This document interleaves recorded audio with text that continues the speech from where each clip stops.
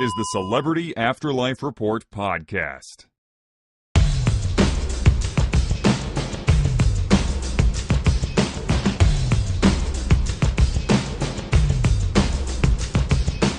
Hello, hello, hello. It's me, the Celebrity Medium, back again with another roundup of the most up-to-the-minute gossip about all your favorite deceased celebs. There is always action on the next world scene. It's a challenge to keep up with it, but I do my best. Today, as with every edition of the report, I have some wild stories about the goings-on there directly from my Afterlife paparazzi sources. Hope you enjoy them. Let's get right to it.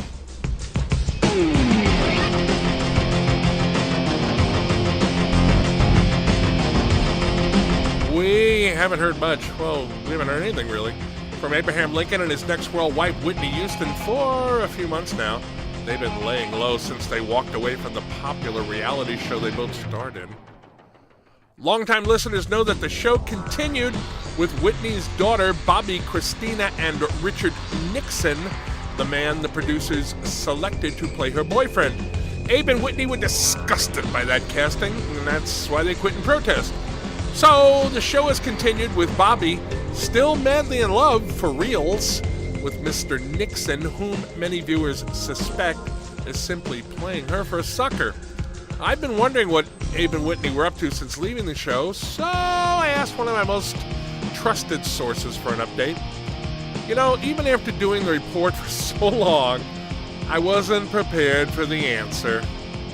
It seems that President Lincoln is in training to become, hold on to your hats, an MMA fighter. Yes. Most people don't realize that in his youth, Honest Abe wrestled for money at county fairs. Apparently the grappling bug has bit him again, and he is reportedly spending many hours every day in a gym working out prior to debuting in the octagon sometime down the road. According to several sources, for her part, Whitney is said to be completely against this change in careers for her hubby. Now, while people in the afterlife cannot die, of course, or be seriously injured, they can be hurt or knocked out. A rumor has it that Whitney has attempted several times to talk Abe out of this, but he is determined to see it through. The fight promoters reportedly feel he will be a huge attraction, drawing many new fans to the sport.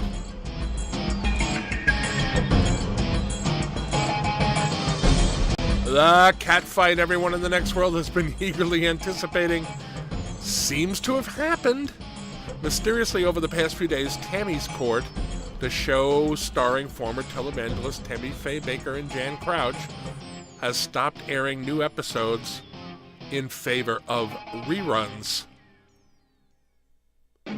A source who works on the show told me that that was not in the original schedule, but wouldn't go into any details. Audience members for the show have to sign non-disclosure agreements, which means that they are not supposed to divulge anything about the episodes they witness before they air. But despite that, word has leaked out anyway. Tammy, Faye, and Jan got into a screaming match on an episode that nobody's seen yet. I'm told that it degenerated into a full-blown brawl between the two women, with Tammy pulling Jan's multicolored wigs off her head and equipment being knocked over as the two women rolled around on the floor, kicking and punching each other. My source says the cameras continued to roll during the melee and that, in his opinion, the episode will air at some point after the producers have milked the buzz that currently surrounds the fight. Word is that Tammy and Jan are being kept apart from each other for the time being while the show's runners decide how to proceed, although that has not been confirmed as yet. You know, I told you it was just a matter of time before this thing turned into a train wreck, and it appears I was correct, so maybe I'm a bad guy here, but I can't wait to hear how this all gets resolved, if indeed it does.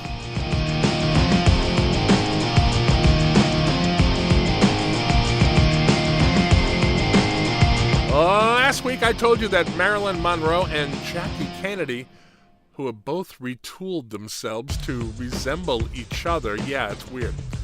We're expected to have an encounter soon. I'm informed by my sources that encounter took place the other night at the Globe Theater, where Vince McMahon Sr.'s Shakespearean acting troupe performs. The occasion was the premiere of the company's version of The Taming of the Shrew. Fitting, given how the two women have been acting towards each other of late. I also told you last week that the newly breast-augmented Jackie had a dress identical to the one Marilyn wore in The 7-Year Itch, custom-made for her. Now, she wore that to the premiere while on the arm of Ronald Reagan, Monroe's former boyfriend. Yes, this all gets a little complicated. Monroe was once again dressed identically to Jackie's outfit from November 1963, pillbox hat and all. Creepy, very creepy. I'm told that in contrast to Jackie's new, more pneumatic bosom, Monroe is wearing sports bras these days to squash her breasts down to better resemble the former First Lady's slimmer physique. Now, while many, and I confess I was one of them, were hoping for a knockdown drag-out between the two, they kept their distance, being careful to space out their appearances on the red carpet. The strange role reversal between them, however, meant that many members of the press in attendance had trouble remembering which of them they were interviewing, often calling Jackie Marilyn and vice versa. But if either of them was troubled by the misidentification, they didn't show it, both of them gently correcting anyone who called them by the wrong name. I am told by a lot of people, actually, that the degree to which they look like each other is unnerving and more than a little creepy.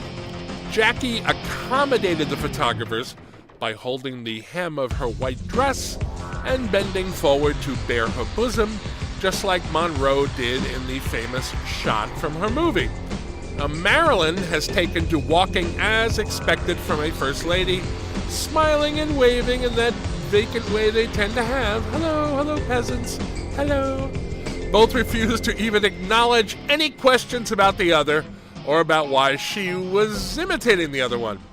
So, bottom line, the strangeness continues.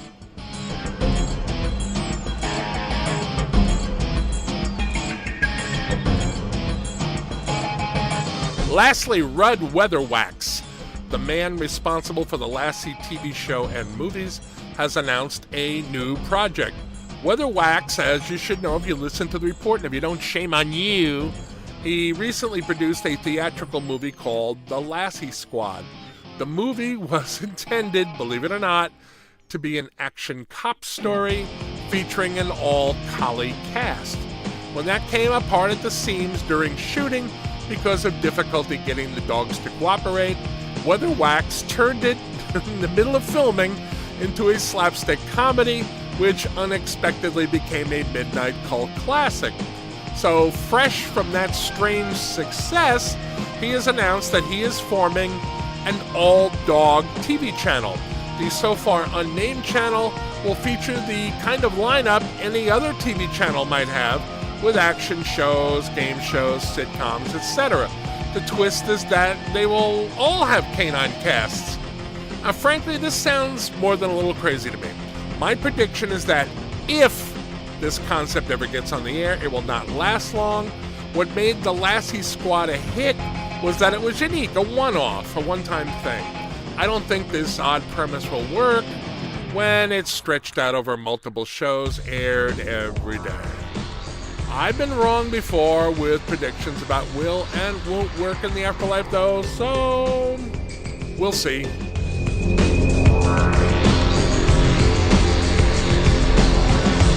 And with that shaky prediction, I'm going to lock up the Celebrity Afterlife Report studio for another week. Please come back next time when I'll have more up-to-the-minute gossip about all your favorite deceased celebs. I would absolutely love it if you would tell your friends that the report is available for free on iTunes and in the Google Play Store. Oh, we are also heard regularly on our affiliate K-Chung Radio in Los Angeles. I am the celebrity medium, laughing at my own dumb voice. Thanks for listening.